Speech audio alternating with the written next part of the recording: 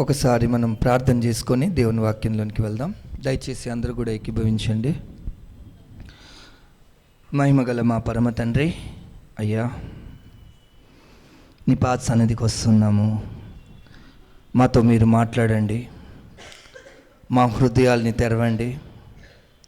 మీ వాక్యం మా హృదయంలోనైనా ఫలించి అభివృద్ధి చెంది మీ నామానికి మహిమకరమైనటువంటి జీవిత విధానంలోనికి మమ్మల్ని మార్చి మీరే సమస్త మహిమ ఘనత ప్రభావంలో తెచ్చుకోమని మా ప్రభువు రక్షకుడుగా యేసుక్రీస్తు నామంలో ప్రార్థించడి వేడుకుంటున్నాం పరమ తండ్రి, ఆమెన్. Thank you. అందరు బాగున్నారుగా?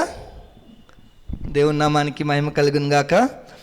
గత కొన్ని వారాలుగా మనము యేసుక్రీస్తు యొక్క జీవన విధానాన్ని మనం నేర్చుకుంటూ ఉన్నాం. యేసు ప్రభులు వారు ఆయన భూమి మీద జీవించినప్పుడు, శరీరధారిగా ఆయన ఉన్నప్పుడు ఆత్మానుసారులుగా ఎలా జీవించాలనేటువంటి విషయాన్ని యేసుక్రీస్తు వారి జీవిత విధానంలో నుంచి మనం నేర్చుకుంటున్నాం. అలా నేర్చుకుంటున్నటువంటి విధానాల్లో ఇప్పటి వరకు 4 విషయాల్ని మనం నేర్చుకున్నాము. శరీరసారులైనటువంటి మనము ఆత్మస్వరూపుడైన దేవునితో ఎలాంటి సంబంధం కలిగి ఉండాలి అనేటువంటిది మొదటిగా. రెండవదిగా, యేసు ప్రభులు వారు తను తాను రిక్తునిగా చేసుకున్న, అంటే త్యాగం చేసుకున్నటువంటి విధానాన్ని నేర్చుకున్నాం. ఆత్మానుసారులుగా మనం కూడా ఎంతగా త్యాగం చేయాలి మన తోటి సహోదరుల కొరకు అనేటువంటి విషయాన్ని నేర్చుకున్నాం. అలాగే మూడవదిగా, యేసు ప్రభులు వారు తన్ని తాను తగ్గించుకున్నట్లుగా మనము ఎంతగా తగ్గించుకోవాలనే విషయాన్ని యేసుక్రీస్తు వారి జీవితం బట్టి మనం నేర్చుకున్నాం, ఎంతగా మనల్ని మనం తగ్గించుకోవాలనే విషయాన్ని. అలాగే నాలుగవదిగా, యేసుక్రీస్తు ప్రభులు వారు క్షమించినటువంటి విధానంగా ఎంతగా మనం క్షమించేటువంటి మనసు కలిగి ఉండాలి, మన ఎడల అపరాధం చేసిన వారిని మనం ఎంతగా క్షమించాలి, ఎలాంటి స్వభావంతో మనం క్షమించాలనే విషయాన్ని మనం నేర్చుకున్నాం. ఈరోజు మరొక అద్భుతమైన ఆత్మీయ విధానాన్ని యేసు ప్రభుల ద్వారా మనం నేర్చుకోబోతున్నాం. అదే ప్రార్థన. ప్రార్థన అనేటువంటి అంశాన్ని మనం ఈరోజు యేసు ప్రభుల వారి జీవితాన్ని బట్టి మనం నేర్చుకుందాం. ఇజ్రాయెల్ ప్రజలకి ప్రార్థన అనేది చాలా చాలా చాలా దగ్గర సంబంధం ఉన్నటువంటి జనులు. దేవుడు తన్ను తాను ప్రత్యక్షపరుచుకున్నాక ఆ ఇజ్రాయెల్ ప్రజలకి ప్రార్థన విషయంలో ప్రత్యేకంగా చెప్పాల్సినటువంటి అవసరం లేనటువంటి పరిస్థితి. యేసు ప్రభుల కాలంలో అక్కడ ఉన్నటువంటి పరిస్థితులు ఎలాగుంది అంటే, పూర్తిగా ప్రార్థన అనే యొక్క అంశమే పూర్తిగా డైల్యూట్ అయిపోయింది. ఆ యొక్క ప్రార్థన అంశం అంతా కూడా ఎందుకు ప్రార్థన చేయాలి, ఉద్దేశం ఏమిటి, ప్రార్థన వల్ల కలిగే ప్రయోజనం ఏంటి, లేదా ప్రార్థన ఎందుకు మనం చేయాలి అనేటువంటి పూర్తి అవగాహన అక్కడ జనులు పూర్తిగా దానికి భిన్నంగా కనబడుతూ ఉన్నారు. యేసు ప్రభులు వారు ఆయన చేసినటువంటి ప్రార్థన ద్వారా తన శిష్యులకే చాలా ప్రత్యేకంగా అనిపించింది. ఇదేంటి, మేము చిన్నప్పటి నుంచి పుట్టి పెరిగి నేర్చుకున్న ప్రార్థన విధానం ఇట్లా ఉంది, కానీ యేసు ప్రభుల వారి యొక్క ప్రార్థన ప్రత్యేకంగా ఉంది.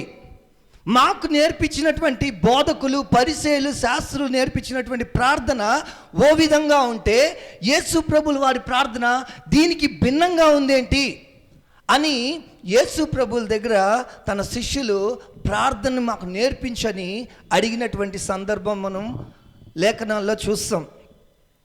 ప్రార్థన అంటే ప్రపంచంలో చాలామందికి బాగా తెలిసినటువంటి పదం. ఎందుకంటే దేవుడు ఉన్నాడని నమ్మే ప్రతి ఒక్కరు కూడా చేసేటువంటి అంశము ప్రార్థన. అవునా? దేవుడిని నమ్మే వాళ్ళు ప్రతి ఒక్కరు కూడా ప్రార్థన చేస్తూ ఉంటారు. అందరికీ బాగా తెలుసు, సుపరిచితమైనటువంటి పదం ప్రార్థన అంటే ఎవరికైనా తెలుసు ప్రార్థన అంటే ఏంటి అని.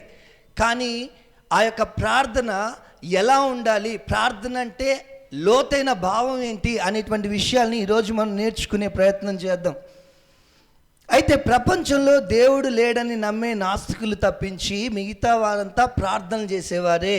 ప్రతి వారు కూడా ప్రార్థనలను ఖచ్చితంగా ఆచరించేవారే. అవునా? రోజు ప్రార్థన చేసేవారు ఉంటారు, లేదా అప్పుడప్పుడు ప్రార్థన చేసేవారు ఉంటారు, పండగకి ప్రార్థన చేసేవారు కూడా ఉంటారు. ప్రార్థన అనేది అందరి విషయంలో కూడా కామన్. కానీ ఆ ప్రార్థన ఎలా చేయాలి, ఎందుకు చేయాలి, దాని యొక్క ప్రాముఖ్యత ఏంటి, ఎలా చేయకూడదు అనే విషయాల్ని ఈరోజు మనం నేర్చుకుందాం. మనం చూస్తే యేసు ప్రభుల వారు శరీరధారి అయి ఉన్న దినములలో, హెబ్రీలు రాసిన పత్రిక 5:7లో, శరీరధారి అయి ఉన్న దినములలో మహారోదనతోనూ కన్నీళ్లతోనూ తన్ను మరణం నుండి రక్షింపగలవానికి ప్రార్థనలు యాచనలు సమర్పించి భయభక్తులు కలిగి ఉన్నందున ఆయన అంగీకరింపబడెను. తర్వాత మార్కు 1:35లో కూడా మనం చూస్తే ఆయన పెందల కాడనే లేచి ఇంకను చాలా చీకటిగా ఉండగానే బయలుదేరి అరణ్య ప్రదేశంకి వెళ్ళి అక్కడ ప్రార్థన చేయుచుండెను. యేసు ప్రభుల వారి జీవితము, ఆయన శరీరధారిగా ఉన్నప్పుడు ఈ లోకంలో ఆయన ప్రార్థనా జీవితం చాలా ప్రత్యేకంగా ఎలాగుంటుంది అంటే ఐసోలేషన్లోకి వెళ్ళిపోతుండేవాడు. ఒంటరిగా ఆయన ప్రత్యేకంగా గుంపులో నుంచి వేరైపోయి వెళ్ళి ప్రార్థన చేస్తూ ఆయన జీవితంలో చాలా స్పష్టంగా కనబడుతుండేది. లూకాసు వార్తలో కూడా మనం చూసినట్లయితే ఉదయమైనప్పుడు ఆయన బయలుదేరి అరణ్య ప్రదేశంకి వెళ్ళాడు అని చెప్పి మనం చూస్తాం. ప్రార్థన కోసం ఆయన వెళ్ళినట్లుగా 16వ వచనంలో కనుక మనం 4వ అధ్యాయము 42 లేదా 5, 16, 6, 12లో చూస్తే ఆయన ప్రార్థన చేయుటకు అరణ్యంలోనికి వెళ్ళుచుండెను. ఇది కంటిన్యూస్గా ఆయన యొక్క జీవితంలో ప్రార్థన అంశం మనకు కనబడుతూ ఉంటుంది. 12వ వచనంలో చూస్తే 6, 12లో ఆ దినములందు ఆయన ప్రార్థన చేయుటకు కొండకు వెళ్ళి దేవుని ప్రార్థించుట యందు రాత్రి గడిపెను అనే మాటను మనం చూస్తాం. రాత్రంతా కూడా ఆయన ప్రార్థనలో గడుపుతున్నట్లుగా, శిష్యుల్ని ఏర్పరచుకునే ముందు ఆయన ప్రార్థన చేసినట్లుగా మనం చూస్తాము. ఆయన ఒలివ చెట్టు ఉన్నటువంటి ఆ కొండ ప్రాంతానికి వెళ్ళిపోయి అక్కడ ప్రార్థనలు చేస్తూ ఉండేవాడు. ఆయన లైఫ్లో చూస్తే ప్రార్థన చాలా ప్రత్యేకంగా కనబడుతూ ఉండేది. లూకాసు వార్త 11వ అధ్యాయంలో యేసు ప్రభులు వారి శిష్యులు ఆయన దగ్గరికి వచ్చి, యోహాను బాప్తిజం ఇచ్చి యోహాను ప్రార్థన ఎట్లయితే చేస్తున్నాడో అలా కూడా మాకు ప్రార్థన నేర్పించండి, తన శిష్యులకి తాను ప్రార్థన నేర్పించినట్టు మాకు ప్రార్థన నేర్పించండి అని అన్నారు. అక్కడ మనం చూస్తే అంటే బాప్తిజం ఇచ్చి యోహాను ప్రార్థన కూడా ప్రత్యేకంగా కనబడింది.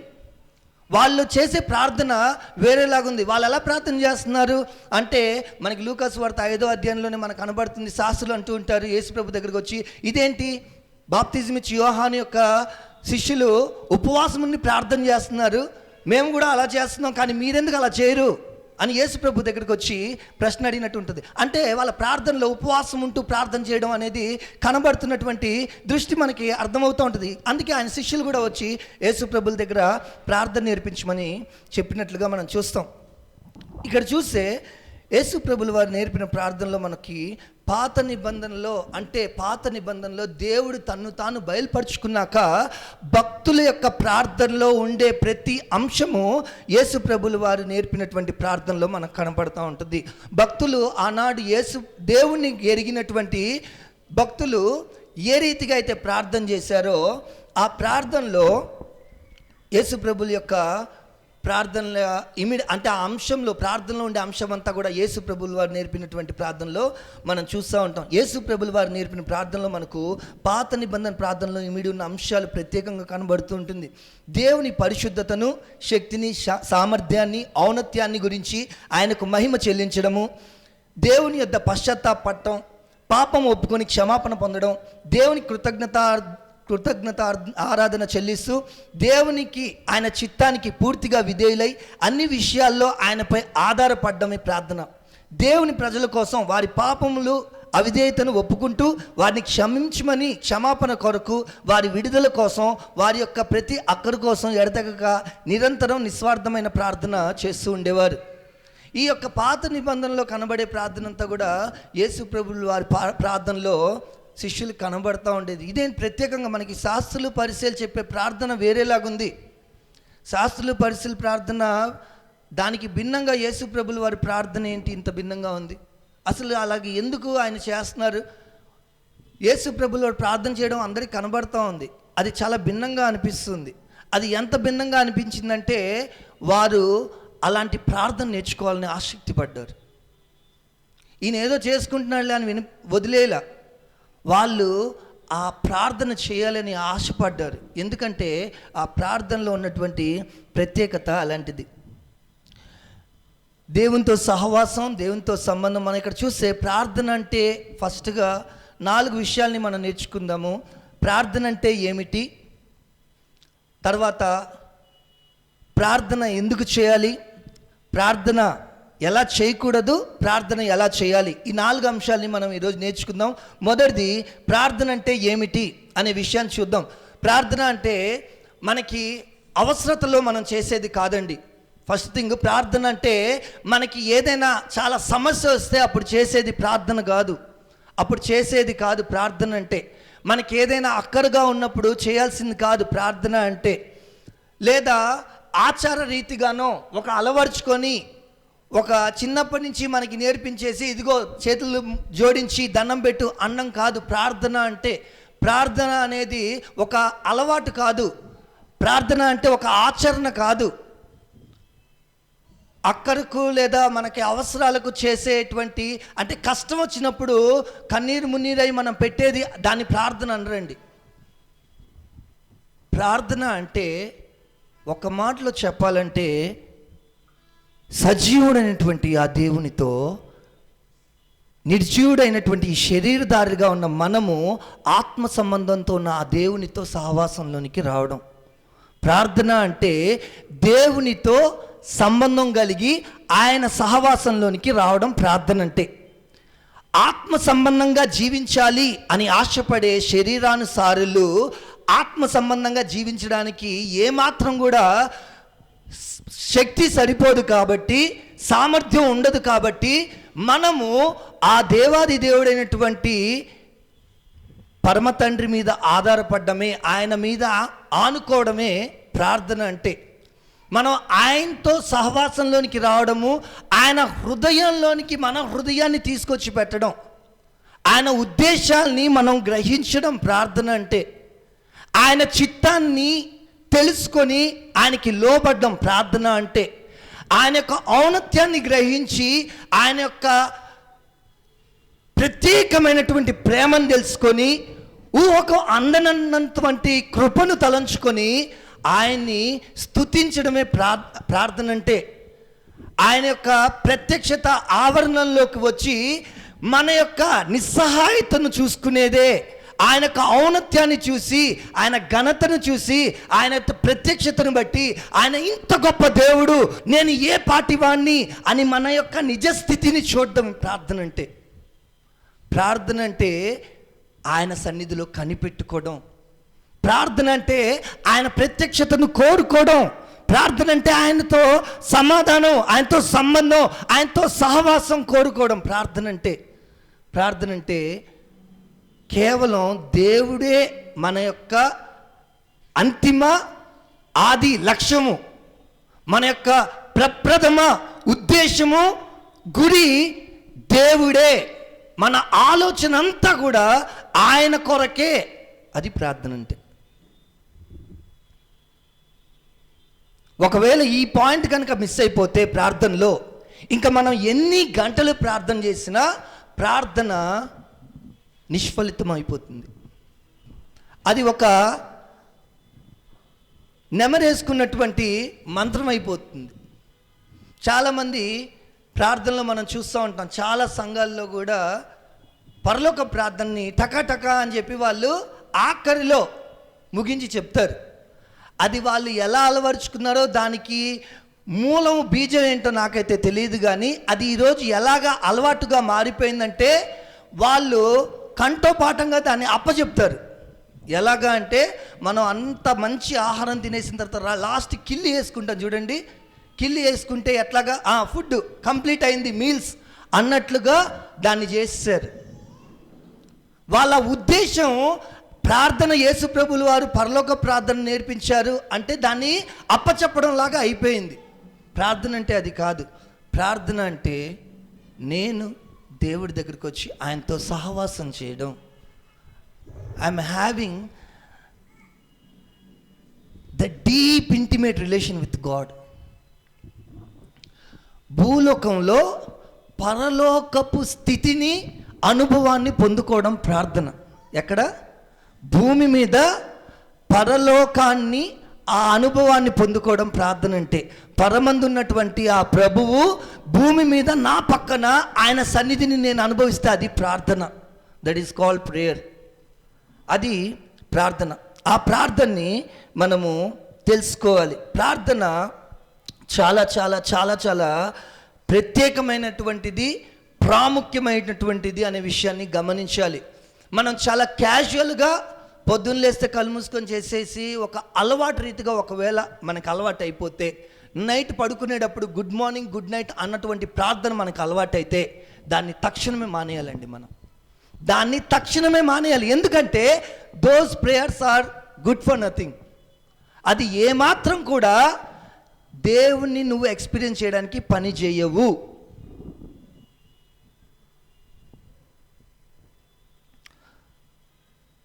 నేను ప్రార్థన చేస్తున్నానంటే నా మనస్సులో, నా హృదయంలో ఒకే ఒక్క అభిలాష, తీవ్రమైన తృష్ణ, కోరిక ఉండాలి. ఏంటి అంటే, నేను నా తండ్రి సన్నిధికి వస్తున్నా.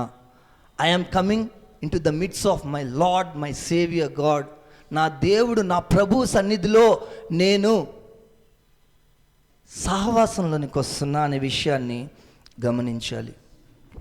ప్రార్థన అంటే దేవునితో సహవాసం, దేవునితో సంబంధం మరియు దేవునిలోనే సంతోషం. సర్వశక్తిమంతుడైన దేవుని ప్రత్యక్షతను పొందుకునే ఒక ప్రత్యేకమైన ప్రాంగణం ప్రార్థన. మహిమ స్వరూపుడైన మహాదేవుని వ్యక్తిగతంగా ఆరాధించే ఘనమైన వేదికే ప్రార్థన. సర్వజ్ఞాని అయిన దేవుని ఉద్దేశం, సంకల్పం తెలుసుకోగలిగే ఉన్నతమైన సన్నిధే ప్రార్థన. సృష్టికర్త అయిన దేవుని శక్తిపై మనుషుడు పూర్తిగా ఆధారపడగల ఏకైక చోటే ప్రార్థన. యేసు ప్రభు నామంలో ప్రతి పాపమును ఒప్పుకొని పరిశుద్ధతను పొందుకునే క్షణమే ప్రార్థన. నిత్యుడైన ఆత్మ దేవుని అభిషేకం పొందుకోగల అద్భుతమైన ఏకైక వరమే ప్రార్థన. దేవునితో మునుపు పూర్తిగా మనం విడిపోయి తిరిగి ఆయనతో మన మనసుల్ని అంటబెట్టుకోవడమే ప్రార్థన.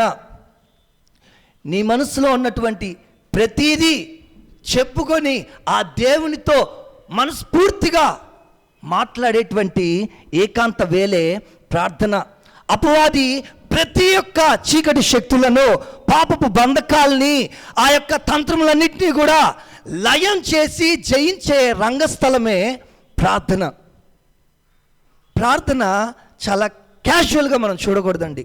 ప్రార్థన అనేది చాలా చాలా పవర్ఫుల్. కంట్రీస్ అన్నిట్లో పవర్ఫుల్ ఏదంటే ఈరోజు అమెరికా అంటాం. ఎందుకని? వాయిస్ నాది బాగానే ఉందా? ఎందుకు అంటే ఆర్మీ చాలా ఎక్సలెంట్గా ఉందంట.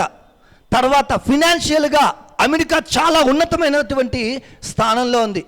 బట్ నేను చెప్తాను, అమెరికా కంటే బలమైన స్థలం, బలమైన ప్రాంతం, బలమైన దేశం ఏది అంటే సంఘం.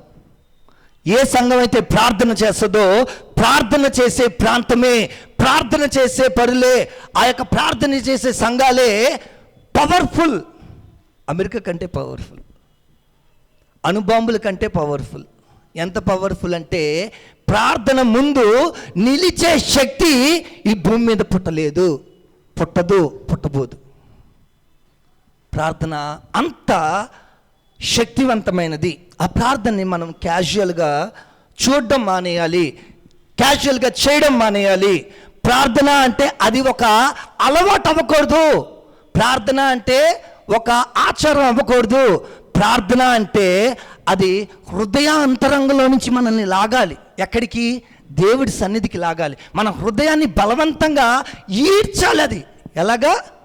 మన హార్ట్ని ఈడ్చాలి. అలా ఈడిస్తే రాత్రి నిద్ర లేకపోయినా మనం ప్రార్థన చేస్తాం, బాగా స్ట్రెయిన్ అయిపోయినా మనం ప్రార్థన చేస్తాం, కష్టం ఉన్నా మనం ప్రార్థన చేస్తాం, నష్టం వచ్చినా మనం ప్రార్థన చేస్తాం, సమస్యల్లో ఉన్నా ప్రార్థన చేస్తాం, అన్నీ బాగాలేకపోయినా, ఏది లేకపోయినా ప్రార్థన చేస్తాం. ప్రార్థన గురించినటువంటి ప్రాముఖ్యత మనకి తెలియాలి. ప్రార్థన అంటే నీ వల్ల నువ్వు ఏమి చేయలేవని గ్రహించి దేవుడు మాత్రమే నీకు సహాయం చేస్తే జరుగుతుందని నమ్మి నువ్వు ఆయన యొక్క సన్నిధికి వచ్చి ఆయన సహాయాన్ని వేడుకోవడం. సో ప్రార్థన గురించి మనము ఒక ప్రత్యేకమైనటువంటి దృష్టి కలిగి ఉండాలి.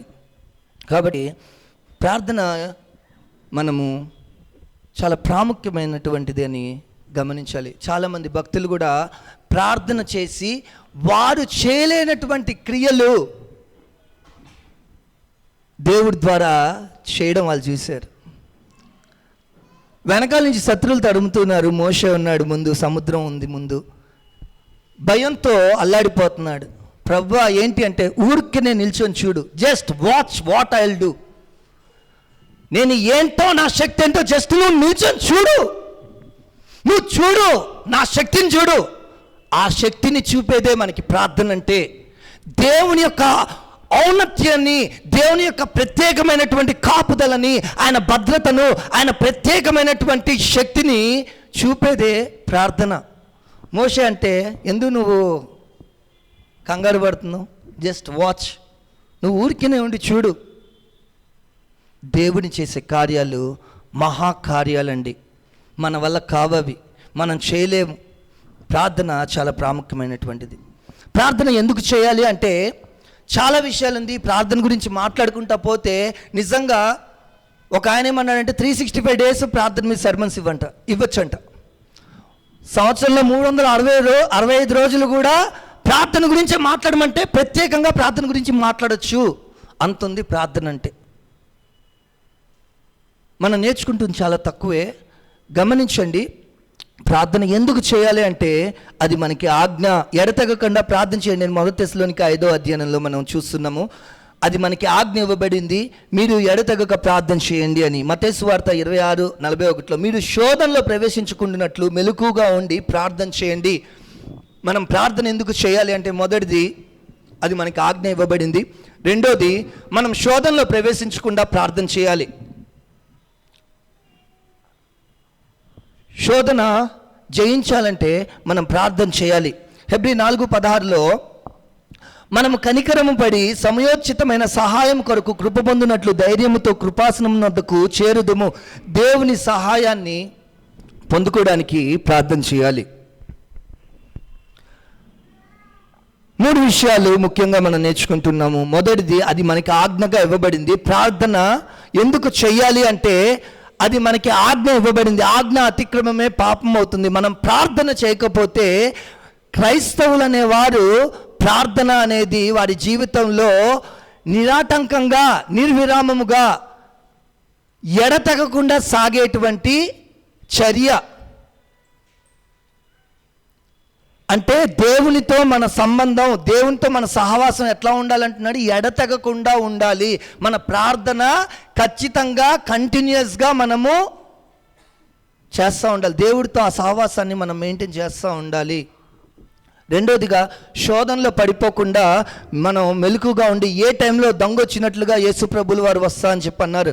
మనము శోధనలో పడిపోతే ఆ బుద్ధిహీనులైనటువంటి కన్యకలు ఎలాగైతే ఉన్నారో మనం కూడా అట్లా అయిపోయే అవకాశం ఉంటుంది. మనం కనుక మెలకుగా లేకపోతే, అలర్ట్గా లేకపోతే, ఎప్పుడు మన ప్రభువు, మన రాజు ఎప్పుడు వస్తాడో మనం కనుక మెలకుగా లేకపోతే, మాంద్యంగా ఉన్నట్లయితే, మనము శోధనలో పడిపోతాం అన్నటువంటి అలర్ట్నెస్ లేకపోతే మనము ఖచ్చితంగా శోధనలో పడిపోయే అవకాశం ఉంది. అందుకనే ప్రార్థన చేయాలి, దాన్ని జయించడానికి ప్రార్థన చేయాలి. అలాగే దేవుని యొద్ద నుండి సహాయంని, ఆ కృపగల సింహాసనం మీద ఆసీనుడైనటువంటి యేసు ప్రభుల వారి యొద్ద నుండి మనము సహాయం పొందుకోవాలంటే ఖచ్చితంగా మనము ప్రార్థన చేయాలి. అయితే ప్రార్థన ఎలా చేయకూడదు అనే విషయాన్ని కనుక మనం చూస్తే, మత్తయి సువార్త 6వ అధ్యాయంలో యేసు ప్రభుల వారు కొండ మీద ప్రసంగాన్ని ప్రసంగిస్తూ చాలా స్పష్టంగా యేసు ప్రభుల వారు 5వ వచనం నుంచి మనం చూసినట్లయితే అక్కడ వేషధారులా ప్రార్థన చేయొద్దంటున్నాడు. ఆ తర్వాత ఆయన అన్యులు చేసే వాళ్ళే ప్రార్థన చేయొద్దు అంటున్నాడు. ఆయన వేషధారులా ప్రార్థన చేయొద్దు, ప్రార్థన ఎలా చేయకూడదు అనే విషయాన్ని చూసుకున్నట్లయితే ఆయన చాలా స్పష్టంగా అక్కడ వేషధారుల వలె ప్రార్థన చేయొద్దు, అన్యుల వలె ప్రార్థన చేయొద్దు. వేషధారులు చేసే ప్రార్థన ప్రైమర్లీ దేన్ని ఫోకస్ చేసుకుందంటే దేవుని ఫోకస్ చేసుకోవాలా, సెల్ఫ్ని వాళ్ళు ఫోకస్ చేసుకుంటున్నారు. వారి ప్రార్థనలు ప్రజలందరూ కూడా వాళ్ళ ప్రార్థనలను అబ్బా భలే ప్రార్థన చేశారులే అని వాళ్ళని మెచ్చుకోవాలి అన్నట్లుగా వాళ్ళ ప్రార్థనలు చౌరస్తాల్లో, పెద్ద పెద్ద సభల్లో, పెద్ద పెద్ద ప్రజలు, బాగా విస్తారంగా ఉన్నటువంటి ప్రజల మధ్యన వాళ్ళే బాగా ప్రార్థన చేసే వ్యక్తులుగా, వాళ్ళు ప్రార్థన చేస్తే ఏలియా కంటే నీతిమంతులుగా వాళ్ళ ప్రార్థనలు అనబడతాయి అన్నట్లుగా వాళ్ళు ఆ ప్రార్థనని ప్రజలు చూసి, అబ్బా ఈయన ఎంత ప్రార్థనాపరుడో అని ఆ మనిషిని చూసేలాగా వాళ్ళ ప్రార్థనలు ఉండేది. వేషధారుల ప్రార్థన ఎలా ఉండేదంటే సెల్ఫ్ సెంటర్డ్ ప్రేయర్స్. అది సెల్ఫ్ సెంటర్డ్ ప్రేయర్స్ మీరు చెయ్యొద్దు. ఆ ప్రేయర్స్ ఎందుకంటే వాళ్ళ ఆ ప్రార్థనలే నేర్పిస్తున్నారు. అలాంటి ప్రార్థన విధానం వాళ్ళకి కనబడతా ఉంది. ఆ ప్రార్థన చూస్తూ యేసు ప్రభువుల వారు అంటున్నారు, ముందు మీరు ఇదిగో వీళ్ళ ప్రార్థన చేయడం మానేయండి అంటున్నాడు. అక్కడ యేసు ప్రభువుల వారు ఆ చాప్టర్లో కనుక మనం చూస్తే ఇచ్చే విషయం మాట్లాడతారు, ఆ తర్వాత ఉపవాసం గురించి మాట్లాడతారు, ఆ తర్వాత ప్రార్థన గురించి మాట్లాడతారు. ఎవరికైనా ఇచ్చే విషయంలో కూడా వాళ్ళు ఇదిగో ఇంత ఇచ్చాం అంత ఇచ్చాం అని చెప్పుకునేలాగుంది, అలా ఉండొద్దు. తర్వాత ఉపవాసం చేసినా వాళ్ళు ఉపవాసం చేసాం, మేము నీతిగా మేము ఏమి తినకుండా ఉన్నాం ఈరోజు ఉపవాసం అన్నట్లుగా వాళ్ళు చూపించుకుంటున్నారంట. అలా చేయొద్దు అంటున్నారు. ప్రార్థన మాత్రం మీరు అలా చేయొద్దు, కానీ ఎలా చేయాలో కూడా ఆయన చెబుతున్నారు. వీళ్ళలాగా మాత్రం మీరు ప్రార్థన చేయొద్దు. వేషధారుల యొక్క ప్రార్థన మనుషులకు కనబడవలనని సమాజ మందిరంలోను వీధుల మూలల్లోనూ నిలిచి ప్రార్థన చేయటం వారికి ఇష్టము. వారు తమ ఫలము పొంది ఉన్నారు, నిశ్చయంగా మీతో చెబుతున్నాను. మరియు మీరు ప్రార్థన చేయనప్పుడు అన్యజనుల వలె వ్యర్థమైన మాటలు వచింపవద్దు. విస్తరించి మాట్లాడుట వలన తమ మనవి వినబడినని వారు తలంచుచున్నారు. నేను ప్రభువులోకి రాకముందు మా ఇంట్లో మాకు అలవర్చినటువంటి విధానం ఏంటంటే, ఒక మంత్రాన్ని తీసుకొని దాన్ని 1000 సార్లు చెప్పాలి. దాన్ని 1000 సార్లు చెప్పాలి. అలా చెప్తే మాకు స్ట్రెంగ్త్ వస్తుంది అన్నమాట. అంటే దేవునికి ఆ యొక్క ప్రేయర్స్ రీచ్ అవుతాయి అనేటువంటిది ఒక మాకు హ్యాబిట్ చేసినటువంటి విషయం. అన్యులు పదే పదే పదే పదే పదే పదే చెప్పడం అనేది, అంటే అలా చెప్తే వింటారనేది వాళ్ళ యొక్క ఇంటెన్షన్. మీరు అలా చెప్పొద్దు, మీరు అలా మీ ప్రార్థనలు ఉండొద్దు అంటే అన్యులు ఎందుకు ఆ పదే పదే చెప్తారు అంటే, నాకు ఇది చదువుతున్నప్పుడు ఒక విషయం గుర్తొచ్చింది. ఏలియా యొక్క ఆయన వాళ్ళతో 400 బయల్జెబూల్ని పూజించే వాళ్ళు ఉంటారు. అయితే ఆయన అంటాడు, ఆయన పడుకున్నాడేమో, కొద్దిగా గట్టి చెప్పండి, ఆయన ఎక్కడో బిజీగా ఉండి ఉంటాడు, మీరు ఇంకా చెప్పండి, మీరు మళ్ళీ మళ్ళీ అడగండి, మళ్ళీ మళ్ళీ చెప్పండి, ఆయన పిలవండి అని వాళ్ళు ఇంకా ఇంకా ఇంకా ఇంకా అంటే ఆయన చాలా, ఎందుకంటే అలాగా పదే పదే పదే పదే చెప్తే వింటారనేది వాళ్ళ యొక్క ఫీలింగ్.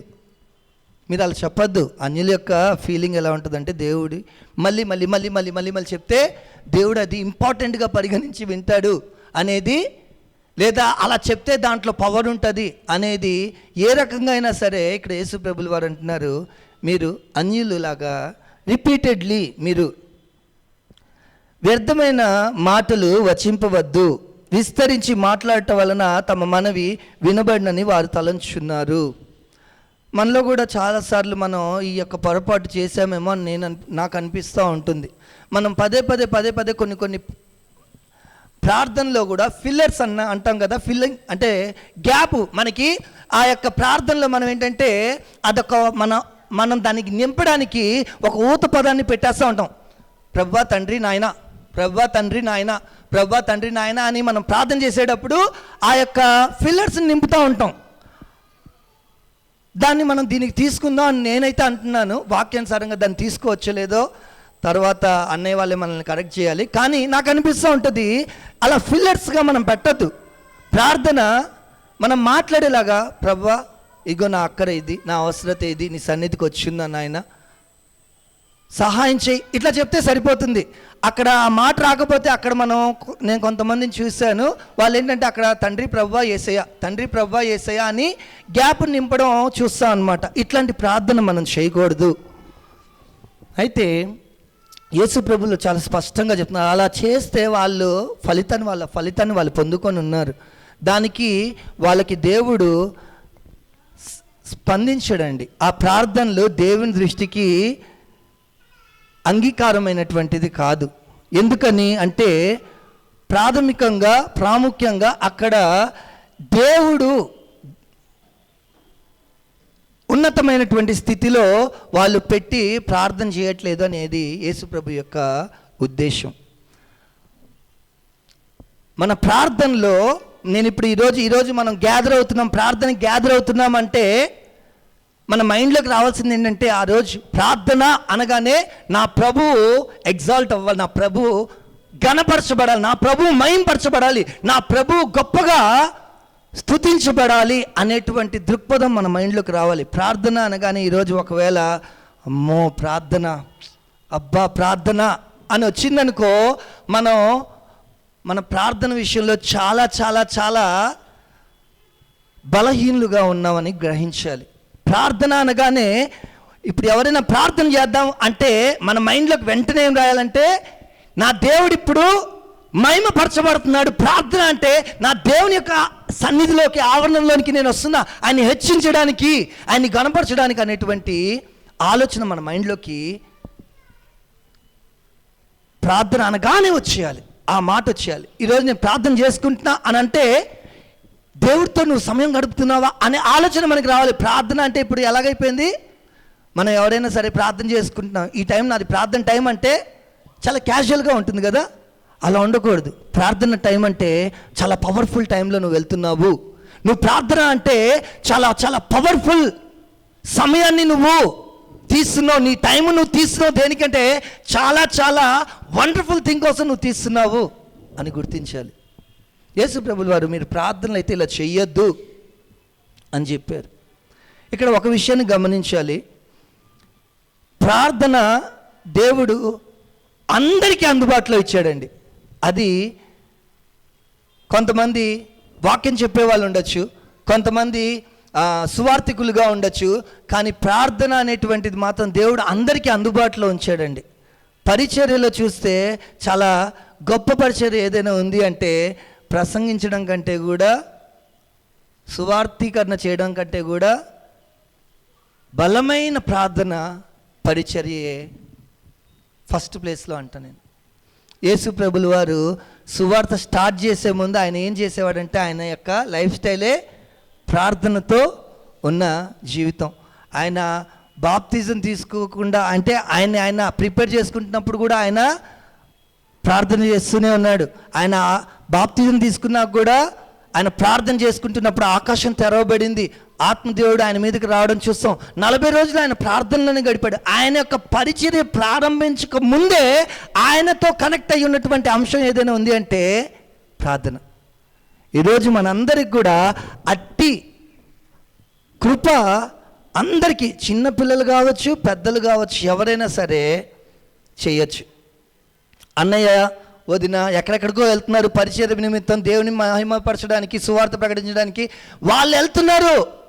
వాళ్ళు వెళ్ళలేని ప్రాంతానికి ప్రార్థన ద్వారా మీరు వెళ్ళగలరు తెలుసా, వారితో పాటు పరిచర్యలో. హల్లెలూయా. వాళ్ళు చేసే పరిచర్యలో మీ యొక్క భాగాన్ని పరిచర్యలో మీరు జోడించాలనుకుంటున్నట్లయితే వాళ్ళు వెళ్ళి వచ్చేదాకా వాళ్ళ కోసం మీరు ఒక మనస్ఫూర్తిగా దేవుడి సన్నిధిలో ప్రార్థన చేయండి. మీ యొక్క పరిచర్య, ఆ ప్రార్థన యొక్క శక్తి వాళ్ళకి అత్యధికంగా అనుగ్రహింపబడి ఆ ప్రాంతాల్లో దేవుడు అతిఘనంగా హెచ్చింపబడతాడు ప్రియులారా. కాబట్టి ప్రార్థన అనేది మనము అందరికీ అందుబాటులో దేవుడు ఉంచారు. ఎలా ప్రార్థన చేయకూడదు అంటే, మనం వేషధారులా చేయకూడదు, అన్యుల్లా చేయకూడదు. ప్రార్థన ఎలా చేయాలి అంటే, కాబట్టి మీరు ఇలా ప్రార్థన చేయండి. 9వ వచనంలో, పరలోకమందున మా తండ్రి మీ నామం పరిశుద్ధపరచబడును గాక. సో ఫస్ట్ ఆయన యేసు ప్రభుల వారు ప్రార్థన ప్రారంభించినప్పుడు ఆయన నేర్పిస్తున్నటువంటి మాట ఏంటి అంటే, ఆయన ఎక్కడో లేడు, తండ్రిగా మనకు అందుబాటులో ఉన్నాడు. మీరు పదే పదే పదే పదే చెప్పేంత దూరంలో లేడాయనా. మన ఇళ్ళల్లో మనకి తండ్రి ఎంత అందుబాటులో ఉంటాడంటే, చిటికలో మనం ఏదడిగినా సరే మన తండ్రి దగ్గర ఇట్టే చెప్పుకోగలం కదా. మనం ఏమనుకున్నా, నాన్న ఇలా చేయాలని, నాన్న ఇది చేయాలా, నాన్న ఇది కావాలి అని ఎంత ఆయన దగ్గరగా సమీపంగా ఉంటాడో ఆ యొక్క రిలేషన్ని యేసు ప్రభుల వారు మనకి ఇక్కడ ఆయన ద్వారా అనుగ్రహించారు. యేసు ప్రభు ద్వారా ఆయన్ని నమ్ముకున్న వాళ్ళందరికీ అనుగ్రహింపబడినటువంటి గొప్ప కృప ఏంటంటే, తండ్రి మనకి చాలా చాలా దగ్గరలో. ఒకప్పుడు మనం శత్రువులుగా ఉన్నాం, ఆయనకు విరోధులుగా ఉన్నాం, ఆయనకి వ్యతిరేకస్తులుగా ఉన్నాం. కానీ యేసుక్రీస్తు సిలువలో చేసిన గొప్ప త్యాగాన్ని బట్టి, నా పాపాల కోసం ఆయన చేసిన ప్రాణత్యాగాన్ని బట్టి, ఆయన చిందించిన రక్తాన్ని బట్టి, ఆయన పెట్టిన ప్రాణాన్ని బట్టి, ఆయన పాద సన్నిధికి వెళ్ళి నా యొక్క పాపాలు ఒప్పుకొని ప్రభువుగా ఎప్పుడైతే నేను స్వీకరించానో, ఆయన్ని నా రక్షకుడిగా అంగీకరించానో, నా ప్రార్థనలు వినలేనటువంటి ఆ దేవుడు, పరలోకంలో పరిశుద్ధుడుగా ఉన్నటువంటి ఆ దేవుడు నాకు అతి సమీపంగా తండ్రిగా మారిపోయేటువంటి గొప్ప ధన్యత యేసు ప్రభుల వారు మనకు అనుగ్రహించారండి. హల్లెలూయా, హల్లెలూయా. ఎంత దగ్గరగా ఉన్నాడు తెలుసా మనకి. మీరు ప్రార్థనలో ఒక మాటైనా పలకపోవచ్చు, మీ అంతరంగంలో మీరు ఆలోచించే ప్రతి మాట, మీరు బాధపడే ప్రతి వేదన ఆయన వినే అంత దగ్గరగా ఉన్నారు. హల్లెలూయా. ఇక్కడ ఉన్నాడు ఆయన. ఎక్కడ? ఇంత దగ్గరగా ఉన్నాడు ఆయన. మన హార్ట్స్లో ఉన్నాడు ఆయన, మన హృదయంలో ఉన్నాడు. మనం బయటికి చెప్పబోయినా మన హృదయంలో బాధ ఉంటే, నా కుమారుడా, నా కుమార్తె, నాకు తెలుసు నీ బాధ ఏంటో నాకు తెలుసు, నీ నొప్పి ఏంటో నాకు తెలుసు, నీ చింత ఏంటో నాకు తెలుసు, నేనున్నా అన్నంత దగ్గరగా ఉన్నాడు అని యేసు ప్రభుల వారు చెప్తున్నారు. ప్రియులారా, తండ్రి, పరలోకంలో ఉన్నాం, నీ నామం మహింపరచబడాలి. మన ఫస్ట్ ప్రయారిటీ, మన యొక్క గురి ఏమై ఉండాలి అంటే, మనం చాలాసార్లు కూడా ప్రార్థనకు వస్తే నన్ను, నా కుటుంబాన్ని, నా సంఘాన్ని ఇది రాకూడదు. ఫస్ట్ వాళ్ళకి కాపాడాలి, ఇది సెకండరీ వచ్చేయాలి. ఫస్ట్ ఏం రావాలంటే, దేవా నీ నామం మహింపరచబడాలి నాయనా.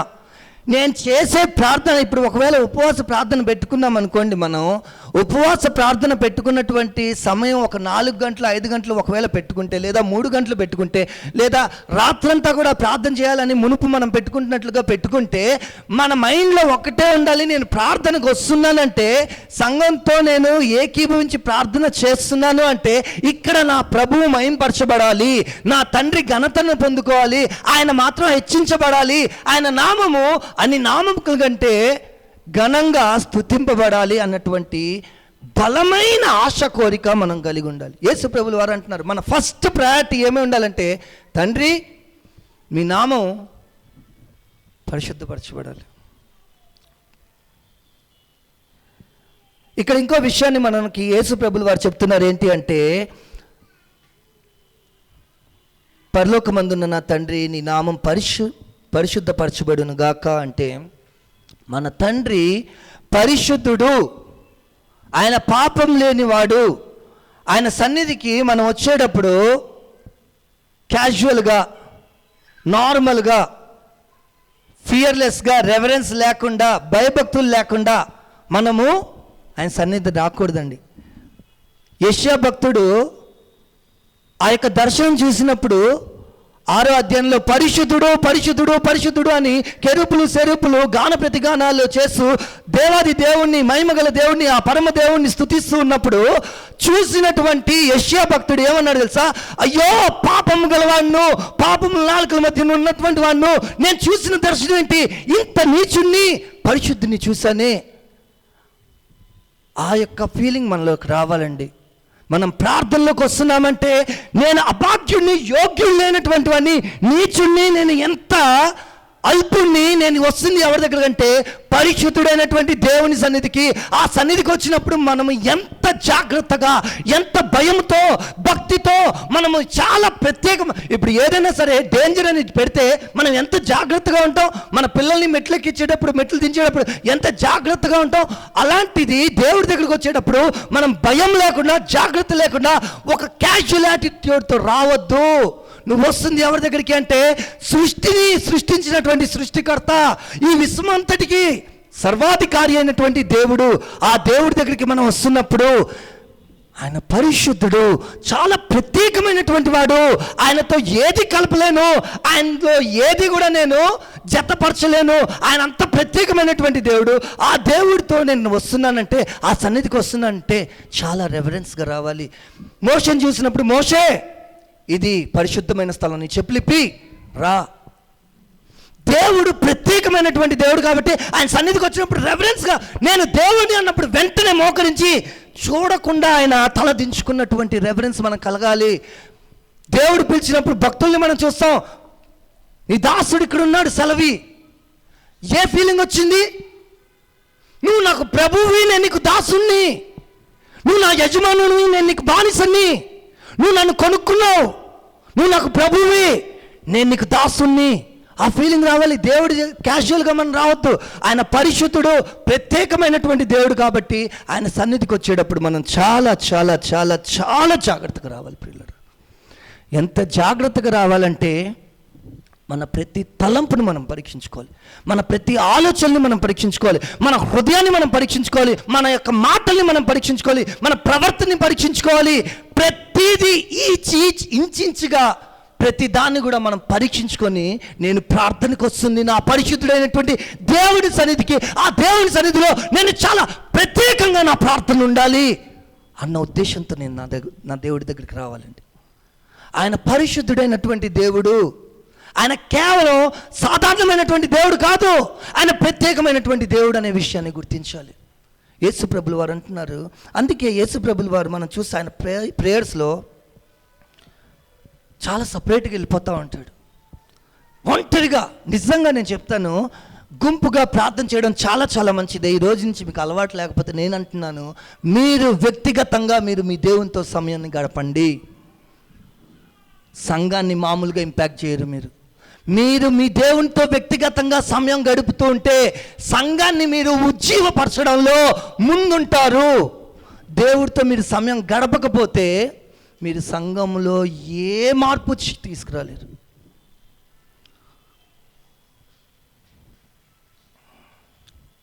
ఆ తర్వాత ఆయన అంటాడు, నీ రాజ్యం వచ్చునుగాక. నీ రాజ్యం రావాలి. What is our Dzire? మన కోరిక ఏంటి? మన యొక్క ఆశ ఏంటి? ఆయన రాజ్యం రావాలి, నీ రాజ్యం రావాలి.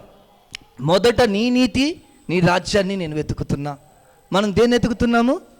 మొదట నీ రాజ్యం రావాలని కోరుకుంటూ, చెప్పడానికి ఇదైతే అందరు కంటతో చెప్పేస్తారు కదా, కానీ అడిగేదంతా కూడా దేవుడి దగ్గర, నాకు ఇది ఇవ్వు, అది ఇవ్వు, అది ఇవ్వు, ఇది ఇవ్వు, ఇది ఇవ్వు, అది ఇవ్వు. దేశాల కోసం ప్రార్థన చేయడం చాలా మంచిదే కదా. మనం మంచి ప్రభుత్వం రావాలి ప్రభువా, ప్రార్థన చేయమన్నారు, వాక్యం సెలవిస్తూ ఉంది. అధికారుల కోసం ప్రార్థన చేయాలి, అన్నీ మనం ప్రార్థన చేయాలి, కరెక్టే. మన ప్రయారిటీ ఫస్ట్, ప్రైమరీ డిసైడ్ ఏమై ఉండాలి అంటే, ప్రభువా నీ రాజ్యం రావాలి. నీ రాజ్యం వస్తే నీతి గల రాజ్యం, పాపం లేని రాజ్యం, ప్రత్యేకమైనటువంటి రాజ్యం, యథార్థమైనటువంటి రాజ్యం, కళ్ళకపటం లేనటువంటి రాజ్యం, ఏమాత్రం కూడా అన్యాయం లేనటువంటి రాజ్యం. యేసుక్రీస్తు వారు రాజుగా పరిపాలించడం మనం కోరుకోవాలి. ఆయన రాజ్యం రావాలి అంటే దానికి కనెక్ట్ అయినటువంటి అంశం ఏంటి? పాపులందరూ కూడా యేసు ప్రభువుని రక్షకుడిగా అంగీకరించాలి. పాపులుంటే ఆయన రాజ్యం రాదుగా. పాపులు ఉంటారు ఆయన రాజ్యంలో? ఆయన రాజ్యంలో పాపులు ఉండరు. ఆయన రాజ్యంలో పాపులు ఉండరు కాబట్టి పాపం చేసిన వాళ్ళందరూ కూడా ఏం చేయాలి? రక్షింపబడాలి, పాపంలో నుంచి ప్రత్యేకింపబడాలి. ఎలా రక్షింపబడతారు? యేసుక్రీస్తు యొక్క రక్తం ద్వారా ఆయన రక్షకుడిగా అంగీకరిస్తే. అంటే నీ రాజ్యం రావాలి, నీ రాజ్యం వచ్చును గాక అంటున్నానంటే, ఇంకొక మాటలో నేను చెప్తున్నాను, నీ సువార్త ద్వారా ప్రతి ఒక్కరు కూడా రక్షింపబడాలి. పరిశుద్ధుల యొక్క సమూహంలో నీ రాజ్యం ఉండాలి అంటే సువార్త ద్వారా ప్రతి ఒక్కరు కూడా పాపం నుంచి ప్రత్యేకింపబడాలి. ఆయన రాజ్యాన్ని కోరుకుంటూ ఎవరికి నేను సువార్త ప్రకటించట్లేదు అంటే ఉద్దేశం ఏంటి?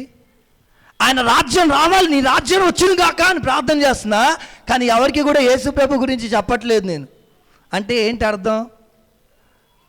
నా ప్రార్థన నిరుపయోగమైనటువంటి ప్రార్థన అయిపోతుంది. ఆయన రాజ్యం వచ్చినగాక అంటున్నానంటే అది నా యొక్క అల్టిమేట్ డిజైర్ అయితే, నా ప్రైమరీ డిజైర్ అదే అయితే, నేను యేసుక్రీస్తు ప్రభుల వారిని అవకాశం ఎక్కడెక్కడ దొరికితే, నేను ఏ ఏ ప్రాంతానికి వెళ్తే, ఎక్కడెక్కడైతే నా అడుగులు పెడతానో అక్కడ నేను నా ప్రభు అయిన యేసుక్రీస్తు వాడు నా పాపాల కోసం చనిపోయాడు, ఆయన నీ పాపాల కోసం కూడా చనిపోయాడు, ప్రతి ఒక్కరి పాపాన్ని క్షమించేది కేవలం యేసు ప్రభుల వారే, ఆ శిలువలో అందరి పాప క్షమాపణ నిమిత్తం ఆయన బలిదానంగా మారారు అని ప్రతి ఒక్కరికి కూడా నేను చెప్పవలసినటువంటి బాధ్యత, ఆ యొక్క ధర్మము నాది. నేను నీ రాజ్యం వచ్చునుగాక అని అంటున్నానంటే దిస్ ఈజ్ మై డిజైర్. ఏంటి? నా క్రీస్తు రాజులకు రాజు, ప్రభులకు ప్రభు. ఎవరు? యేసు ప్రభు. యేసు ప్రభు రూలింగ్ మన మధ్యన ఉండాలి అని నేను కోరుకుంటున్నప్పుడు యేసు ప్రభుల వారు ప్రభువుగా నేను ప్రకటన చేయాలి కదా. యేసే క్రీస్తు, యేసే అభిషిక్తుడు అని నేను ప్రకటన చేయాలి. చేయకుండా ఆయన రాజ్యానికి నేను వచ్చినగాక, నీ రాజ్యం వచ్చినగాక అంటే అది నాన్ సెన్సికల్ అయిపోతుంది. ఆయన రాజ్యాన్ని కోరుకుంటున్నా అంటే మన యొక్క ప్యాషన్, మన యొక్క ప్రైమరీ డిజైర్ ఏంటి అంటే యేసు ప్రభుల వారు లోకమంతటా కూడా ప్రభువుగా ఆయన ప్రకటింపబడాలి అనేది నా డిజైర్ అయ్యి ఉండాలి ప్రియులారా. ఆ తర్వాత అంటాడు, నీ చిత్తం నెరవేరును గాక. 3 కూడా ఈ ప్రార్థనలో యేసు ప్రభులు వారు నేర్పింది 3 అంశాలు వచ్చేసి దేవుడితో సంబంధం పడింది. ఫస్ట్ ప్రైమరీ, నీ చిత్తం జరుగును గాక. ఏంటి ఆయన చిత్తం ఏంటి? తండ్రి చిత్తం ఏంటి? రోమిలకు రాసిన పత్రికలో మనకు క్లియర్గా తెలుసు. మనమందరం కూడా యేసు క్రీస్తు పోలికలో ఆయన స్వారూప్యంలో మనమందరం కూడా మార్చబడాలి. అదే తండ్రి యొక్క చిత్తం. జగత్తు పునాదులు వేయబడక మునిపే, ఈ యొక్క సృష్టిని ఆయన సృజించక మునిపే ఆయన ఆలోచించిన ఆలోచన ఏంటంటే, నా ప్రియ కుమారుడైనటువంటి యేసుక్రీస్తు స్వారూప్యంలో నా రాజ్యం ఉండాలి. ఆయన రాజ్యంలో కనబడే ప్రతి ప్రజలు క్రీస్తు పోలికను ధరించుకొని యేసు క్రీస్తులాగా ఒక సొంత, అంటే అద్వితీయ కుమారుడు ఎలాగైతే ఉన్నాడో ఆ పోలికలో ప్రతి ఒక్కరు రావడమే, ఆయన రాజ్యంలో కనబడే ప్రతి ఒక్కరు అలాంటి క్రీస్తు పోలికలో మార్చబడ్డం ఆయన యొక్క చిత్తం. ఆయన చిత్తం, నీ చిత్తం జరగాలి, నెరవేరునుగాక, నీ ఉద్దేశాలు జరగాలి, నీ సంకల్పం జరగాలి అని కోరుకునే ప్రార్థన మీద ఉండాలి అని యేసు ప్రభులు వారు చెప్తున్నారు. మీ ప్రార్థనలో ఆయన ఏమై ఉన్నాడో మీరు చూడండి. ఆ తర్వాత ఆయన యొక్క రాజ్యం గురించి మీ యొక్క డిజైర్ ఉండాలి, ఆయన చిత్తం గురించి. క్రీస్తు పోలికలో మనం, అంటే శరీరానుసారులుగా కాకుండా ఆత్మానుసారులుగా మనమందరం కూడా రూపాంతరం చెందాలి. క్రీస్తు యొక్క 2వ రాకడలో మనమందరం కూడా ఆయన పోలికలో మహిమ శరీరాలని మనం పొందుకుంటాం. ఆ టైంలో మనమందరం కూడా ఈ శరీరాన్ని జయించి ఆత్మానుసారులుగా మార్చబడతాం క్రీస్తు పోలికలు. అందుకే 1 యోహాను పత్రికలో యోహాను భక్తుడు అంటాడు, ఇప్పుడు ఇంకా అది నెరవేర్చబడలేదు, కానీ ఒకరోజు నెరవేర్చబడతాయి. మనం అప్పుడు క్రీస్తు ఎలాగైతే ఉన్నాడో మనం కూడా అలాగుంటాం. ఆయన కుమారుని పోలికలో మనం మార్చబడతాం. అది తండ్రి యొక్క చిత్తం. ఇక్కడ ఇంకో మాట అంటున్నాము, నా చిత్తం కాదు. యేసు ప్రభుల వారు కూడా గెత్సేమనీ తోటలో ప్రార్థన చేస్తాడు. ఏమని ప్రార్థన చేస్తాడంటే, తండ్రి ఈ గిన్నె నా ఎదురు నుంచి తొలగించి అని. మళ్ళీ ఏమంటాడంటే ఆయనను నా చిత్తం కాదు, నీ చిత్తము నెరవేరునుగాక, సిద్ధించునుగాక. ఎందుకంటే దేవుని చిత్తమే మన జీవితాల్లో అల్టిమేట్గా, ఫైనల్గా ది బెస్ట్ ప్లాన్. ఏంటి? దేవుని చిత్తం ఏదైతే నా జీవితంలో ఉందో అదే చాలా శ్రేష్టమైనటువంటిది, అదే చాలా మంచిది. నాకు వేరేది అనిపించవచ్చు, అయ్యో ఇట్లా అయ్యుంటే బాగుండేది కదా, అది బాగోదు. ఒకవేళ అది దేవుడి చిత్తం కాకపోతే, నా జీవితంలో దేవుడు ఒకవేళ దీన్ని అనుమతించాలి అని ఏదైతే అనుకుంటే అది నాకు కష్టమైన కావచ్చు, నాకు నష్టమైన కలిగి ఉండొచ్చు, కానీ అది ది బెస్ట్. అంతే. దేవుడు దాన్ని అనుమతించాడు, ఆయన చిత్తాన్ని, సంకల్పాన్ని నా జీవితంలో ప్రవేశపెట్టాడు అంటే అది నన్ను శారీరకంగా ఎంత బాధ పెట్టినా, మానసికంగా ఎంత కృంగజేసినా, ఆత్మీయంగా అది నా మేలుకే. అది గుర్తించాలి మనం. ఆయన చిత్తం నా జీవితంలో జరగాలి అనేటువంటి ఒకే ఒక్క అల్టిమేట్ డిజైర్ మనకు ఉండాలి. యేసు ప్రభులు వారు అంటున్నారు, అదే మాట అంటున్నారు, నేను ఇక్కడ నా చిత్తాన్ని జరిగించుకోవడానికి రాలేదు, నన్ను పంపిన వాని యొక్క చిత్తాన్ని జరిగించడానికి వచ్చాను. కాబట్టి ఆయన చిత్తం జరగాలి అని చెప్పి యేసు ప్రభులు వారు మీ ప్రార్థన ఉండాలి అంటున్నారు. ఆ తర్వాత మనం చూస్తే మా అనుదిన ఆహారం నేడు మాకు దయచేయండి అని చెప్పి ఆయన చెప్తూ ఉన్నారు. ఇక్కడ మనం చూస్తే ప్రతిరోజు కూడా ఆయనే నా పోషకుడిగా ఆయన మనం జ్ఞాపకం చేసుకుంటున్నాం.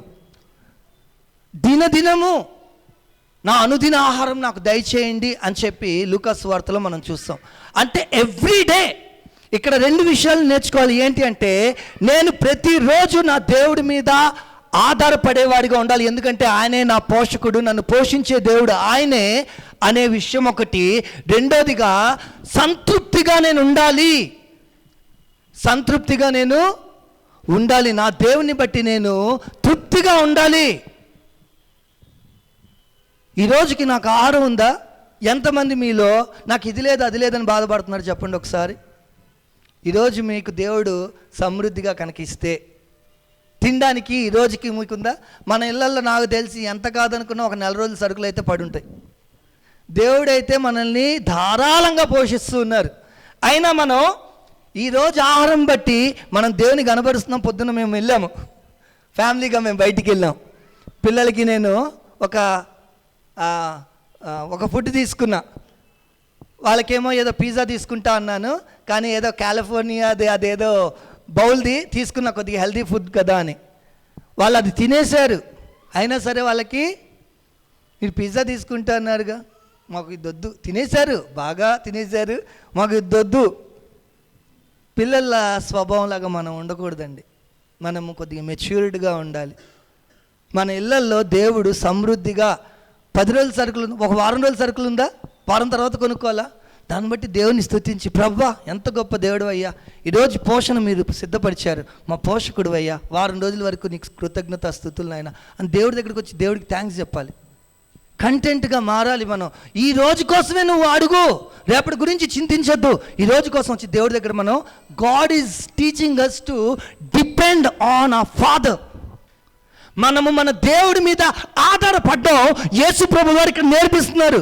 దేవుడిని ఒకరోజు అడిగితే దేవుడు 4 రోజులకి, సంవత్సరానికి సరిపడా మనకి ఇస్తాడు, లేదా జీవితకాలం అంతా సరిపోయేంతగా ఇస్తారు. కానీ యేసు ప్రభు వారు ఎందుకు ఇది నేర్పిస్తున్నారంటే, you should come to your father and depend on him every day for each and every requirement you have. మనకు కావాల్సిన చిన్న చిన్న అవసరాల్లో కూడా మన దేవుడి మీద ఆధారపడాలండి. అదే ప్రార్థన అంటే. మన దేవుడి దగ్గరికి రావాలి, ఆ దేవుడి దగ్గరికి వచ్చి ఆయన మీద ఆధారపడాలి అనేదే యేసు ప్రభుల వారు నేర్పిస్తున్నారు. నాకు ఈ విషయాల్లో సమృద్ధిగా ఉండిగా, ఈ విషయాల్లో నేను దేవుడి మీద ఆధారపడను అనేది రావద్దు మనకి. అది చిన్న చిన్న విషయాలైనా సరే, ప్రభువా నమ్మకమైన దేవుడు అయ్యా, ఇది నా జీవితంలో జరిగించు అని మనం దేవుడి దగ్గరికి వచ్చి ప్రతిరోజు, ఇంకో మాట, ఈ ప్రతిరోజు అనే విషయాన్ని మీరు గమనించాలి, విసుగు చెందక మీరు అడగాలి అనే విషయాన్ని జ్ఞాపకం చేసుకోవాలి. యేసు ప్రభుల వారు ఈ లూకా సువార్తలో మనం చూస్తే, ఒక స్నేహితుడు వచ్చి, స్నేహితుడు ఇచ్చేదాకా కూడా తలుపు కొడతా ఉంటాడు. మా స్నేహితుడు వచ్చాడు ఒకడు, తినడానికి ఏమైనా ఉంటే ఇయ్యి అని చెప్పి. అలాగే విసుగు పడకుండా ఒక విధవరాలు గురించి ఒక ఉపమానం చెప్తారు యేసు ప్రభుల వారు. ఒక కఠినుడైనటువంటి అధికారి ఉంటాడు, దేవుడికి భయపడినటువంటి ఉంటాడు, ప్రజల్ని లక్ష్యం చేయనటువంటి వాడు ఉంటాడు. అతని దగ్గరికి వచ్చి ప్రతిరోజు అడిగి తన పనిని చేయించుకుంది. అంతకంటే గొప్ప దేవుడు మన దేవుడు, ఆయన చేయడా అని ఎందుకంటాడంటే, విసుగు తెచ్చుకోకుండా ప్రతిరోజు కూడా ఆయన దగ్గరకు వచ్చి మనం ఆధారపడుతూ ఆయన అడుగుతూ అడుగుతూ అడుగుతూ అడుగుతూ అడగడమే మనకి శ్రేష్కరము, మనకి మంచిది, మనకి ఆశీర్వాదము. ప్రతిరోజు ఆయన్ని మనం అడగాలి. నా అనుదిన ఆహారం నేడు మాకు దయచేయండి అని చెప్పిన తర్వాత ఆయన ఏమంటాడంటే, నా ఎడల అపరాధం చేసిన వాడిని నేను క్షమించినంత వరకు, నా రుణములను నేను క్షమించినట్టు ప్రకారము నా రుణములను, నా పాపములను, నా అపరాధములను క్షమించుము. ఇక్కడ దేవుడి దగ్గరికి వచ్చి కన్ఫెస్ చేయడం, ప్రార్థనలో మనం చేయాల్సినటువంటి అంశం ఏంటంటే, మనము దేవుడి దగ్గరికి వచ్చి పశ్చాత్తాపడాలి. మనము అపరాధన చేస్తే, పాపం చేస్తే, యోహాను భక్తుడు అంటాడు 1 యోహాను పత్రికలో, మీరు పాపం చేస్తే ఆయన నమ్మదగిన వాడు, నీతిమంతుడు కనుక ఆయన దగ్గరకు వచ్చి పాపాలు ఒప్పుకోండి, ఆయన మీ పాపాలను క్షమిస్తాడు. ఒకవేళ మీరు పాపాలు ఒప్పుకోకపోతే ఆయన్ని మీరు అబద్ధికుడు చేసిన వారు అవుతారు. మీరు నిజంగా ఆయన ఇష్టపడుతున్నట్లయితే, ఆయన ప్రేమిస్తున్నట్లయితే, ఆయన దగ్గరికి వచ్చినప్పుడు కన్ఫెస్ చేయాలి. ప్రియులారా, don't you think that we are ఎంత రిచెడ్స్ పీపుల్, ఎంత దిగజారిన పీపుల్ అంటే మనము ప్రజలమంటే మనము ప్రతిరోజు కూడా కన్ఫెస్ చేసే పరిస్థితిలోనే ఉన్నాం. అవునంటారా కాదంటారా? ఏదో ఒక ఏరియాలో ఏదో ఒక కోణంలో మనం బలహీనులము. ప్రతిరోజు కూడా దేవుడి దగ్గరకు వచ్చి మనం పశ్చాత్తాపడి కన్ఫెస్ చేయాలి. ప్రభువా, నన్ను క్షమించు, ఈ విషయంలో నన్ను క్షమించు, ఈ విషయంలో నాకు ఇంకా సహాయం చేయి, నేను మారాలి, నన్ను మార్చు, నీకు మహిమకరంగా నన్ను దీంట్లో మార్చు అని ప్రతిరోజు కూడా మన శరీరం మహిమ శరీరంలో మార్చబడేంత వరకు కూడా మనం అడిగే బద్ధులమై ఉన్నాం. అలాంటి బలహీనమైనటువంటి దేహంలండి మంది. దేవుడి దగ్గర ప్రతిరోజు వచ్చి మనం కన్ఫెస్ చేయాలి, క్షమాపణ అడగాలి. ఆయన ఇంకోటి ఇందులో కండిషన్ ఏం పెట్టాడంటే, నువ్వు క్షమిస్తేనే నువ్వు క్షమించబడతావు, నువ్వు క్షమిస్తేనే నువ్వు క్షమించబడతావు అనే మాటని చాలా నొక్కి చెప్పి కింద కూడా, ఒకవేళ మీరు క్షమించకపోతే మీ తండ్రి కూడా మిమ్మల్ని క్షమించడానికి కూడా దానికి ఆయన జోడించి చెప్తాడు. నిజంగా అంటే మనము క్షమించినటువంటి మనం గతసారి చూసుకున్నప్పుడు క్షమాపణ గురించి చాలా మనం డీటెయిల్డ్గా చూసాము, దాంట్లోకి వెళ్ళాల్సిన పని లేదు. కానీ ఒక విషయం గుర్తుంచుకోవాల్సింది ఏంటంటే, నేను ప్రార్థనకు వచ్చేటప్పుడు నేను ఇంకా ఎవరినైనా క్షమించాల్సింది ఉందా, ఈరోజు ఎవరినైనా క్షమాపణ అడగాల్సింది ఉందా?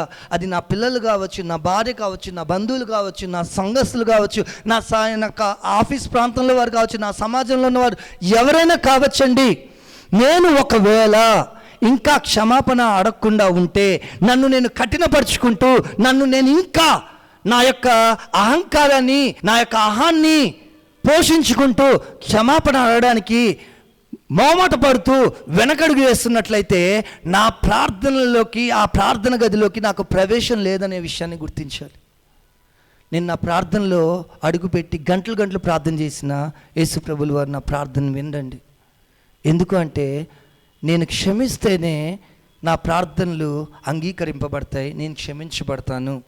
క్షమాపణ లేకుండా, అందుకే ఆయన అంటాడు, పాపం లేని పెదవులు ప్రార్థన చేసినప్పుడు ఆయన వినడానికి చాలా ఆసక్తి కలిగి ఉంటాడంట. పాపం చేయనటువంటి పెదాలు, మనం పాపం చేస్తే అది ఆయనకి అసహ్యంగా ఉంటుంది. గంటలు చేయని హిపోక్రైట్స్ ప్రార్థనలు ఆయనకి అసహ్యంగా ఉన్నాయి, ఆయనకి అంగీకారంగా లేదు. కానీ రొమ్ము బాదుకొని పశ్చాత్తపడి సుంకరి చేసిన ప్రార్థన ఆయనకి చాలా వినసొంపుగా ఉంది. అబ్బా, ఏంటి ఇంత మంచి ప్రార్థన, నా హృదయాన్ని తాకే ప్రార్థన ఇది. పాపం ఒప్పుకున్న ప్రార్థన, డంబంగా చేసే ప్రార్థన ఆయనకి హేయకరమైనటువంటి ప్రార్థన మనం గుర్తించాలి. ప్రియులారా, యేసు ప్రభులు వారు మనకి నేర్పించినటువంటి ప్రార్థన ఇది. అల్టిమేట్గా మన అంతిమటువంటి లక్ష్యము, డిజైర్ ఏంటి అంటే, నీ రాజ్యము, నీ బలము, శక్తి, మహిమ నిరంతరం ఉండును గాక అని ఆ ప్రార్థనలో యేసు ప్రభులు వారు మనకి చెప్తున్నట్లుగా మనం చూస్తాం. కాబట్టి మొదటగా మన యొక్క గురి అంతా కూడా తండ్రి, ఆయన రాజ్యము, ఆయన యొక్క పరిశుద్ధత, ప్రత్యేకమైనటువంటి దేవుడు, ఆయన యొక్క చిత్తము అనే దాని మీదే మన యొక్క హృదయం గురిని నిలిపేలాగా ఉండాలి. అపోస్తలుడైన పౌలు ఏమంటాడంటే, ఆయనను తెలుసుకోవడానికి, ఆయన జ్ఞానాన్ని ఎరగడానికి నాకు లాభంగా ఏవేవైతున్నాయో వాటిని అన్నిటిని కూడా నష్టంగా ఎంచుకొని ఉన్నాను అంటున్నాడు. ప్రార్థనలోకి వచ్చినప్పుడు మనకి దేవుడు ఇంకా లోతుగా మనకు అర్థం అవడం జరుగుతుందండి. సో యేసు ప్రభుల వారు మీరు ప్రార్థన చేసినప్పుడు ఇలా చేయండి అని చెప్పి ఆయన తన శిష్యులకి నేర్పించడం మనం చూస్తే ప్రార్థన ద్వారా గొప్ప గొప్ప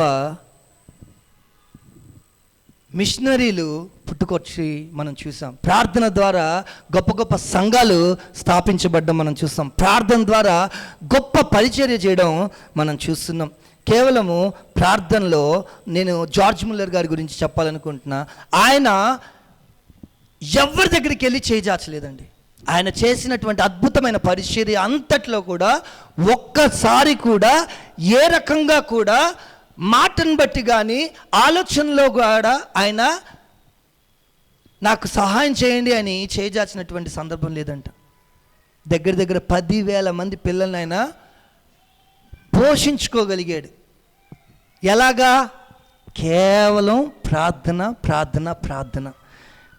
ఇంగ్లాండ్ దేశంలో గొప్పగా, ఎంత గొప్పగా అంటే ఆయన ప్రార్థన చేస్తున్నప్పుడు జవాబు వచ్చినటువంటి సందర్భాలు కోకొల్లలంట.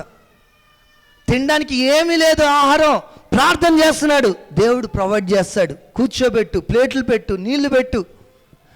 ఎంత నమ్మకం అంటే ఆయన చెప్పిన మాట, ప్రార్థన అంటే ఏమిటి అంటే కనబడనటువంటి దేవుడు క్రియల ద్వారా రుజువుపరుచుకోవడం అంటాడు. ప్రార్థన అంటే కనబడనటువంటి ఆ దేవుడు తన క్రియల ద్వారా రుజువుపరుచుకోవడం. సో ఆయన ప్రార్థన చేసి దాదాపుగా మనం చూస్తే 50,000 ప్రార్థనలకు దేవుడు జవాబిచ్చాడంట. హల్లెలూయా. నేను అది చదివిన తర్వాత నేను లెక్కేసుకుంటున్నా, నా ప్రార్థన ఎన్నున్నాయి? గట్టిగా 15 కూడా దాటలేదండి. 15 రిక్వైర్మెంట్లు కూడా దాట్లా.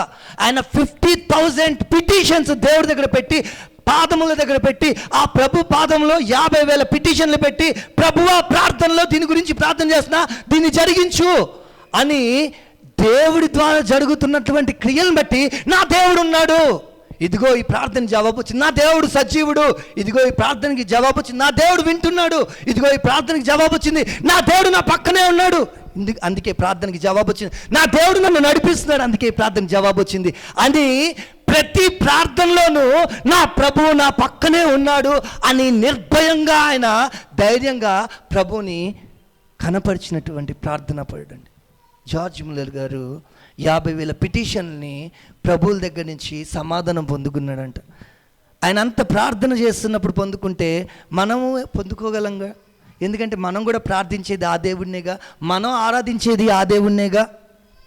కాబట్టి ప్రార్థనని మనము చేసే విధానంలోనే ఉంటుంది, చూసే విధానంలోనే ఉంటుంది, దాన్ని మనం తీసుకునే విధానంలోనే ఉంటుంది. ప్రియులారా, ముగింపులో ప్రార్థన అన్నది ఎంతో శక్తివంతమైనదో మనం లోతుగా తెలుసుకున్నాం. ప్రపంచంలోనే అతి శక్తివంతమైన స్థలం ఏదైనా ఉందంటే అది కేవలం ప్రార్థనా స్థలం.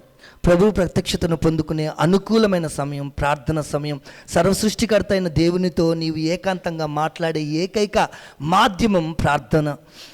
ఆకాశపు తలుపులు తెరవబడాలన్నా ప్రార్థన, పరలోకపు ప్రతి ఆశీర్వాదాలు అనుగ్రహింపబడాలన్నా ప్రార్థన, ప్రపంచంలో జరిగే ప్రతి దైవ కార్యానికి మూలము ప్రార్థన.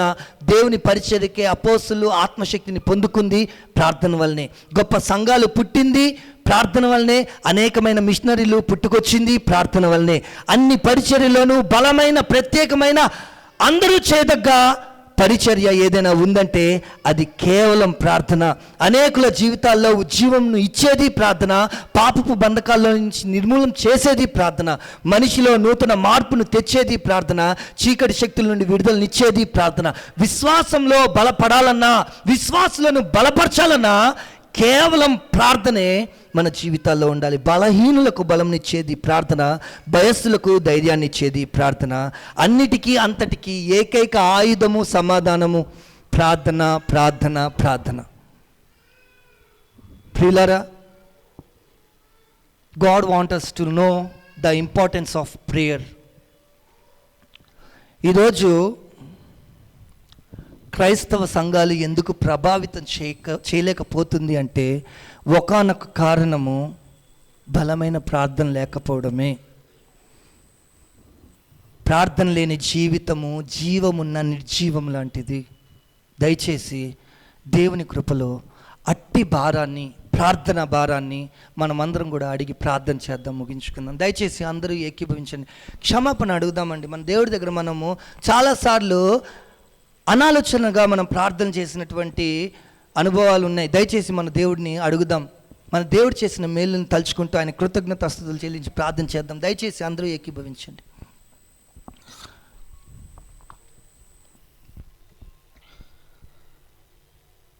పరలోకమందున్న మా తండ్రి, మీ పిల్లలుగా మీ విలువైన ఏకైక జనతైక కుమారుడైనటువంటి యేసుక్రీస్తు రక్తం ద్వారా నీ కుటుంబంగా మారినటువంటి జనులం ప్రభు, కేవలం నీ కృప ద్వారా, నీ కనికరం ద్వారా, నీ ప్రేమ ద్వారా పట్టబడిన జనులం నాయనా. మేము లోకంలో పాపులుగా, నీచులుగా, నీకు విరోధులుగా ఉంటున్నప్పుడు మమ్మల్ని ఏ యోగ్యత లేకున్నాను నీ అపారమైన కృప చేత, కనికరము చేత, ప్రేమ చేత పిలుచుకున్న దేవుడివయ్యా. ఏ యోగ్యత లేనప్పటికీ మా కొరకు మీ ప్రాణమును పెట్టి మీ విలువైన రక్తాన్ని చిందించి మమ్మల్ని వెలగా కొనుక్కున్నారు. అందుని బట్టి మీ కృతజ్ఞతాస్తుతులు ప్రభు. అయ్యా, మేము నీ సన్నిధికి వచ్చి ఉన్నాం, మా మధ్యన మీరున్నారని నమ్ముతున్నాం, మా హృదయాల్ని మీరు తాకారని నమ్ముతున్నాం ప్రభు. ఎన్నోసార్లు నాయనా మా ప్రార్థనలో నాయనా అనాలోచనగా చేసాం నాయనా, క్షమించండి. ఏదో నాయనా ఒక ఆచార రీతిగా మేము చేసాం, మమ్మల్ని క్షమించండి. ఒక టైంగా నాయనా మేము పెట్టుకొని ఆ టైంలో చేసేయాలి అని తొందరగా చేసిన ప్రార్థనలనే మమ్మల్ని క్షమించండి. బట్ లార్డ్, ఈరోజు మీరు మాతో మాట్లాడి ఉన్నారు నాయనా. ప్రార్థన అనేటువంటి అంశము సాధారణమైనది కాదు, అది మహాశక్తివంతమైనది ప్రభువా, చాలా బలమైనటువంటిది ప్రభువా. నీ సన్నిధికి వస్తున్నాం, మాకు సహాయం చేయండి, మాకు సహాయం చేయండి.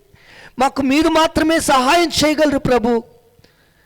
అయ్యా, మీ వలె మేము ప్రార్థన నేర్చుకోవడానికి మాకు సహాయం దయచేయండి. మిమ్మల్ని పోలి మేము నడుచుకోవడానికి మాకు సహాయం దయచేయండి ప్రభు. మా ప్రార్థనలోనైనా ఉజ్జీవం పుట్టించండి, మా ప్రార్థనలోనైనా ప్రత్యేకతను పుట్టించండి. మా ప్రార్థన భారముగా మారాలయ్యా, మా ప్రార్థనలోనైనా మాకు నైనా ఒక బాధ్యతగా మారాలయ్యా, సహాయం దయచేయండి. పరిశుద్ధ ఆత్మ ద్వారా కూడి చేరి నీ వాక్యం విని అంగీకరించి నొచ్చుకోబడిన ప్రతి ఒక్కరి హృదయంలో ఈ ప్రార్థన భారాన్ని నింపి మీ నామానికే సమస్త మహిమ ఘనత ప్రభావములు మీరు మాత్రమే యుగయుగములకు యోగ్యుడిగా హెచ్చింపబడినట్లుగా మా జీవితాల్లో ప్రార్థనని నింపి మీరే మహిమ పొందుకోమని మా ప్రభు రక్షకుడు యేసుక్రీస్తు నామములో ప్రార్థించి వేడుకుంటున్నాం మా పరమ తండ్రి. Amen, amen.